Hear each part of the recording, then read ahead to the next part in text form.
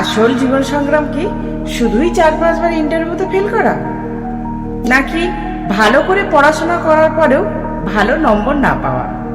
না, এটা আসল জীবন সংগ্রাম নয়। এটা ছোটখাটো সমস্যা যেটা আমাদের সবার সাথে হয়।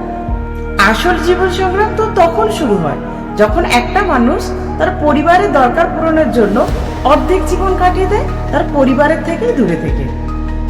আসল জীবন সংগ্রাম সেটা হয় যখন একটা মানুষ নিজের ইচ্ছা পূরণ না করে তার পরিবারের সবার খেয়াল রাখে। মনে রেখো, যখন তুমি এই জীবন সংগ্রামের সাথে লড়বে কখনো হার মানবে না।